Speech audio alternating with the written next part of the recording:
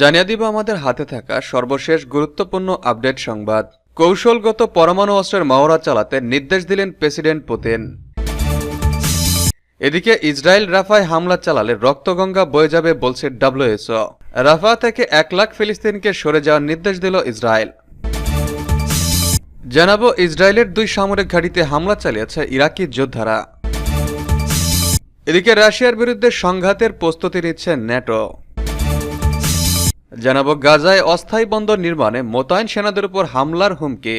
দর্শক, এতক্ষণ শুনছিলেন সংবাদ শিরোনাম, এখন বিস্তারিত।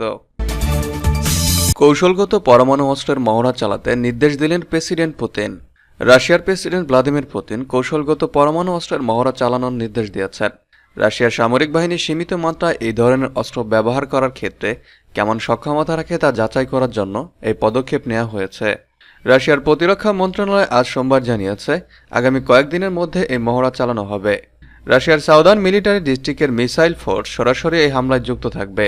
এর পাশাপাশি রাশিয়ার সামরিক বিমান এবং নৌবাহিনীও যুক্ত থাকার প্রয়োজন হবে।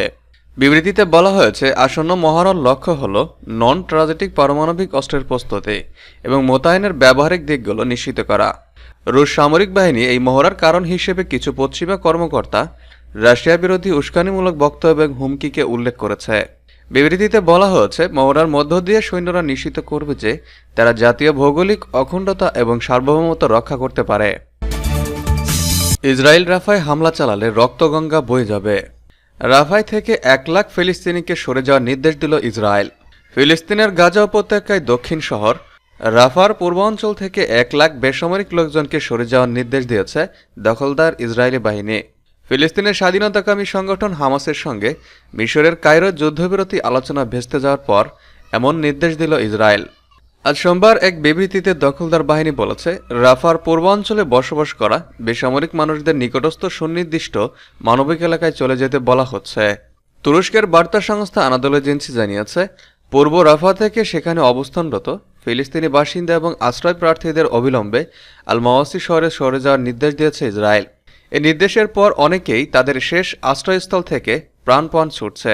তারা কোথায় যাচ্ছেন কেউ বলতে পারেন না। প্রায় 15 লাখ ফিলিস্তিনের আশ্রয় নেওয়া রাফা শহরে হামলার বিরুদ্ধে ইহুদিবাদী সরকারকে বারবার সতর্ক করেছে জাতিসংঘ সহ আন্তর্জাতিক সংস্থাগুলো। ইসরায়েলি সামরিক অভিযানের সম্ভাব্য প্রভাব নিয়ে সতর্ক করে দিয়ে বিশ্ব স্বাস্থ্য সংস্থা ডব্লিউএইচও মহাপরিচালক তেদ্রোস আদানোম গেব্রিয়েসাস বলেন, রাফায় ইসরায়েলি বাহিনী অনুপ্রবেশ করে হামলা চালালে সেখানে রক্তগঙ্গা বয়ে যাবে। এদিকে আজ সোমবার ভোরে রাফায় ইসরায়েলি হামলায় অন্তত 22 জন নিহত হয়েছে বলে জানিয়েছে রয়টার্স। হামাসের রকেট হামলায় 3 ইসরায়েলি সেনা নিহত যে পাল্টা হামলা চালানো হয়েছে বলে দাবি করেছে ইসরায়েল। গাজার স্বাস্থ্য মন্ত্রণালয়ের হিসাব অনুযায়ী গত 7 অক্টোবর থেকে ইসরায়েলের হামলায় এ পর্যন্ত 34,600 ফিলিস্তিনি নিহত হয়েছেন। ইসরায়েলের 2 সামরিক ঘাঁটিতে হামলা চালিয়েছে ইরাকি যোদ্ধারা। ইহুদিবাদী ইসরায়েলের 2টি গুরুত্বপূর্ণ সামরিক ঘাঁটিতে হামলা চালিয়েছে ইরাকের ইসলামী প্রতিরোধ যোদ্ধারা। এ হামলায় ড্রোন ব্যবহার করা হয়েছে বলে এক বিবৃতিতে জানিয়েছে গোষ্ঠীটি।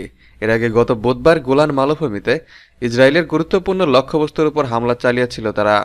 ইরাকের প্রতিরোধ যোদ্ধাদের জোট পপুলার মোবিলাইজেশন ইউনিট জানিয়েছে, আজ সোমবার সকালে ইসলামী প্রতিরোধ যোদ্ধারা দখলদার ইসরায়েলের ভেতরে 2টি গুরুত্বপূর্ণ ঘাঁটিতে ড্রোন দিয়ে হামলা চালায়। প্রথম ঘাঁটিতে অধিকৃত ভূমিতে দখলদার ইসরায়েলের একটি সামরিক স্থাপনাকে লক্ষ্য করা হয়েছে বলে জানিয়েছে গোষ্ঠীটি। আর দ্বিতীয় হামলাটি চালানো হয়েছে এইলাদ বা উম্মুল রাশরাস শহরের একটি সামরিক বিমান ঘাঁটি লক্ষ্য করে। বিবৃতিতে ইরাকি যোদ্ধারা জানিয়েছে, ফিলিস্তিনি বেসামরিক জনগণ বিশেষ করে নারী ও শিশুদের উপর ইহুদিবাদী ইসরায়েলি সেনাদের বর্বরতার প্রতিবাদে এবং গাজার প্রতিরোধ যোদ্ধাদের প্রতি সংহতি জানিয়ে এই হামলা চালানো হয়েছে। পিএমইউ তাদের বিবৃতিতে বলেছে, ইসরায়েলের গণহত্যা বন্ধ না হওয়া পর্যন্ত বর্ণবাদী শক্তির বিরুদ্ধে ইরাকি প্রতিরোধ যোদ্ধাদের হামলা চলতেই থাকবে। রাশিয়ার বিরুদ্ধে সংঘাতের প্রস্তুতি নিচ্ছে ন্যাটো। রাশিয়ার বিরুদ্ধে সামরিক পদক্ষেপের প্রস্তুতি নিচ্ছে ন্যাটো, এমন অভিযোগ করেছে রাশিয়ার পররাষ্ট্র মন্ত্রণালয়ের মুখপাত্র মারিয়া জাখারোভা। শনিবার ন্যাটোর স্ট্রিট ফার্স্ট ডিফেন্ডার নামক সামরিক মহড়ার প্রেক্ষাপট নিয়ে কথা বলার সময় মারিয়া জাখারোভা এ মন্তব্য করেন। তিনি বলেন, রাশিয়ার বিরুদ্ধে সম্ভাব্য সংঘাতের জন্য গুরুত্ব সহকারে প্রস্তুতি নিচ্ছে ন্যাটো। অপরদিকে রাশিয়ার ন্যাটোভুক্ত দেশে হাইব্রিড ধাঁচের হামলা শুরু করার বিষয়টি অস্বীকার করে মারিয়া জাখারোভা বলেন, এটা বিভ্রান্তিকর ভুল তথ্য, যা জোটের কার্যক্রম থেকে মানুষের নজর আড়াল করার লক্ষ্যে ছড়ানো হয়েছে। চলতি বছরের জানুয়ারি মাসে ন্যাটো ঘোষণা দেয় রাশিয়ার সীমান্তের কাছে তারা সামরিক মহড়া চালাবে। সে অনুযায়ী ইতিমধ্যে রাশিয়ার সীমান্তের কাছে ন্যাটোর 4 মাস ধরে দীর্ঘ সামরিক মহড়া চলছে। ন্যাটো জানায় এই মহড়ায় ন্যাটোর 90,000 সেনা অংশ নিচ্ছে। রাশিয়ার সীমান্তবর্তী দেশগুলোতে এবং জোটের পূর্ব প্রান্তে কোনো সংঘাত ছড়িয়ে পড়লে ইউরোপীয় মিত্রদের কিভাবে শক্তি বৃদ্ধি করতে পারে সেই মহড়া চালাবে। স্নায়ুযুদ্ধের পর ন্যাটোর সবচেয়ে বড় এই মহড়া মে মাস পর্যন্ত চলবে। রাশিয়ার পররাষ্ট্র মন্ত্রণালয়ের মুখপাত্র মারিয়া জাখরোভা বলেন, রাশিয়া নয় বরং ন্যাটোই অস্ত্র, গোয়েন্দা তথ্য এবং অর্থ দিয়ে ইউক্রেনকে সহায়তা করে রাশিয়ার বিরুদ্ধে হাইব্রিড যুদ্ধ চালিয়ে যাচ্ছে। মারিয়া আরও বলেন, স্নায়ুযুদ্ধের পর ন্যাটোর সবচেয়ে বড় মহড়া স্ট্রিটফাস্ট ডিফেন্ডার এই মুহূর্তে রাশিয়ার সীমান্তের কাছে অনুষ্ঠিত হচ্ছে। তাদের পরিকল্পনা অনুযায়ী রাশিয়ার বিরুদ্ধে জোটের পদক্ষেপের অংশ হিসেবে হাইব্রিড এবং প্রচলিত অস্ত্রসহ সব ধরনের উপকরণ ব্যবহার করে অনুশীলন করা হচ্ছে। এরপরও তারা রাশিয়ার বিরুদ্ধে বিভ্রান্তি ছড়াচ্ছে। এদিকে যুক্তরাষ্ট্রের পর এবার রাশিয়ার বিরুদ্ধে সাইবার হামলার অভিযোগ তুলেছে জার্মানি। দেশটির পররাষ্ট্রমন্ত্রী আনেল্লা বেয়ারবাপ এই অভিযোগ করেছেন। অস্ট্রেলিয়া সফরকালে তিনি বলেন, রাশিয়ার সামরিক গুপ্তচর সংস্থা ডিআরইউর এটিপি 28 নামের একটি ইউনিট 2023 সালের জুনে জার্মানির সরকারি জোটের প্রধান শরিক দল এসপিডি সদর দপ্তরে সাইবার হামলা চালিয়েছে। জার্মান পররাষ্ট্র মন্ত্রণালয়ের নেতৃত্বে তদন্তের ফল প্রকাশ করে বেয়ারবাপ রাশিয়ার বিরুদ্ধে এই অভিযোগের আঙুল তুলেছেন। জার্মান সংবাদ সংস্থা ডিপির সূত্র অনুযায়ী জার্মানির অভ্যন্তরীণ গোয়েন্দা সংস্থা ও সামরিক প্রতিরোধমূলক গোয়েন্দা সংস্থাও সেই তদন্তে অংশ নিয়েছিল। তদন্তকারীদের ধারণা, ইউরোপ জুড়ে এবং সার্বিক সাইবার গুপ্তচরবৃত্তির আওতায় জার্মানির এসপিডি দলকে লক্ষ্যবস্তু করেছে রাশিয়া। গাজায় অস্থায়ী বন্দর নির্মাণে মোতায়েন সেনাদের উপর হামলার হুমকি। যুদ্ধবিধ্বস্ত অবরুদ্ধ গাজায় মানবিক সহায়তা পৌঁছে দেওয়ার জন্য উপকূলে $320 মিলিয়ন ভাসমান বন্দর নির্মাণ করেছে মার্কিন সেনাবাহিনী। এছাড়া সেখানে ত্রাণ কার্যক্রম সহায়তায় ব্রিটিশ সেনা মোতায়েন হতে পারে। এবার এসব সেনার উপর হামলার হুমকি এসেছে।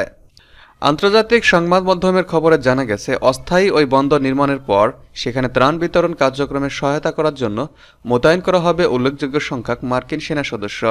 এর সঙ্গে যোগ দেবে ব্রিটিশ সেনাবাহিনীর সদস্যরা। এমন অবস্থায় এসব সেনারা যদি গাজার মাটিতে পা রাখে তাহলে তাদের লক্ষ্যবস্তুতে পরিণত করার হুমকি দিয়েছে গাজার যোদ্ধারা। তবে এমন হুমকির মুখেই মার্কিন সেনাদের উপর হামাসের হামলার কোনো লক্ষণ নেই বলে জানিয়েছেন মার্কিন প্রতিরক্ষা মন্ত্রী লয়েড অস্টিন। বৃহস্পতিবার তিনি জানান, হামাস গাজা উপত্যকায় মার্কিন সেনাদের উপর হামলার পরিকল্পনা করছে এমন কোনো ইঙ্গিত দেখতে পাচ্ছেন না। এ ব্যাপারে বিস্তারিত কোনো তথ্য দিয়ে অস্বীকৃতি জানান মার্কিন এ কর্মকর্তা। মার্কিন সেনাদের আক্রান্ত হওয়ার ইঙ্গিত না থাকলেও যুদ্ধ পরিস্থিতির মধ্যে যে কোনো কিছু ঘটতে পারে বলে জানান অস্টিন। জানান, সেনাদের নিরাপত্তার বিষয়টি সবার আগে দেখা হবে। এ সময় বন্দরে নিয়োজিত সেনাদের নিরাপত্তার জন্য যুক্তরাষ্ট্র ও মিত্ররা একসঙ্গে কাজ করে যাবে বলেও জানান মার্কিন প্রতিরক্ষা মন্ত্রী। এর আগে গাজায় সেনা মোতায়েনের ব্যাপারে সিদ্ধান্ত নেয় যুক্তরাজ্য।